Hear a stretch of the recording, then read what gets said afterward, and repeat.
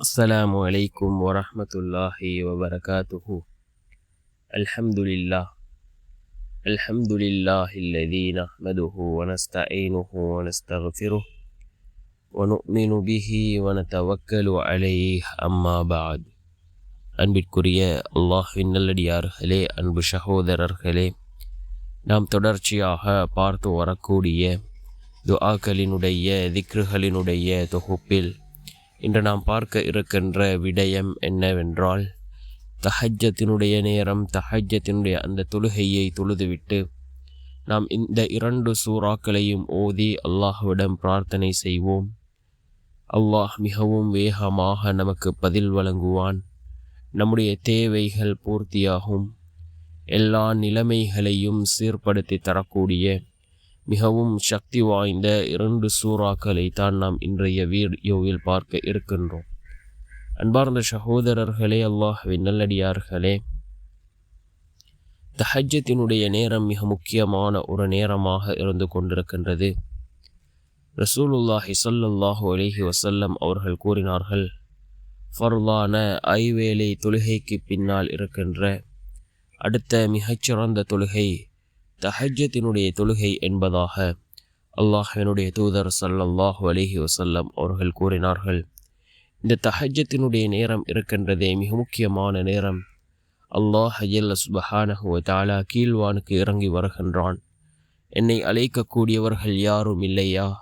அவர்களுக்கு பதில் வழங்க நான் காத்து கொண்டிருக்கின்றேன். என்னிடம் உதவி தேடுபவர்கள் யாரும் இல்லையா? அவர்களுக்கு உதவி செய்ய நான் காத்து கொண்டிருக்கின்றேன். என்னிடம் ஆரோக்கியத்தை கேட்பவர்கள் யாரும் இல்லையா? அவர்களுக்கு ஆரோக்கியத்தை வழங்க நான் காத்து கொண்டிருக்கின்றேன் என்று அல்லாஹ் கீழ்வானுக்கு வந்து கூறுவதாக அல்லாஹ்வினுடைய தூதர் ஸல்லல்லாஹு அலைஹி வஸல்லம் அவர்கள் கூறினார்கள். இந்த தஹஜ்ஜத்தினுடைய நேரத்தில் நாம் கேட்கக்கூடிய துஆக்கள் அல்லாஹ்விடத்தில் கபூலாகின்றது. ஏனென்றால் எல்லா மனிதர்களும் உறங்கக்கூடிய அந்த நேரம், அந்த நேரத்திலே ஒரு மனிதன் எழும்பி அல்லாஹ்வை நினைவு கூர்ந்தால் அல்லாஹ் மிகவும் சந்தோஷப்படுகின்றான்.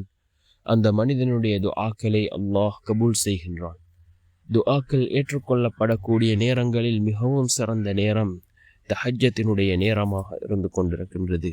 நாம் தஹஜ்ஜத்தினுடைய தொழுகையை தொழுதுவிட்டு ரசூலுல்லாஹி ஸல்லல்லாஹு அலைஹி வஸல்லம் அவர்கள் பல சிறப்புகள் கூறிய 2 சூறாக்கள், நம்முடைய தேவைகளை கேட்பதற்கு முன் நாம் இந்த 2 சூறாக்களையும் ஓதிக்கொள்வோம். அதில் முதலாவது சூரத்துல் ஃபாத்திஹா. ஏராளமான சிறப்புகளை ரசூலுல்லாஹி ஸல்லல்லாஹு அலைஹி வஸல்லம் அவர்கள் இந்த சூரத்துல் ஃபாத்திஹாவிற்கு கூறியிருக்கிறார்கள். 2வது சூரத்துல் பக்கராவினுடைய கடைசி 2 வசனங்கள், ஆமனர் ரசூலு பிமா உன்சில இலைஹி என்று ஆரம்பிக்கக்கூடிய அந்த கடைசி 2 வசனங்கள் மிக முக்கியமான வசனங்கள். ஏராளமான ரப்பனா என்று ஆரம்பிக்கக்கூடிய துஆக்களை உள்ளடக்கிய அந்த 2 வசனங்கள். இந்த சூரத்துல் ஃபாத்திஹா அதே போன்று இந்த பக்ராவினுடைய 2 வசனங்களையும் ஓதி அதன் பின்னால் நாம் அல்லாஹ்விடம் நம்முடைய தேவைகளை கேட்போம். நிச்சயம் அல்லாஹ் நம்முடைய தேவைகளை பூர்த்தி செய்து தருவார்.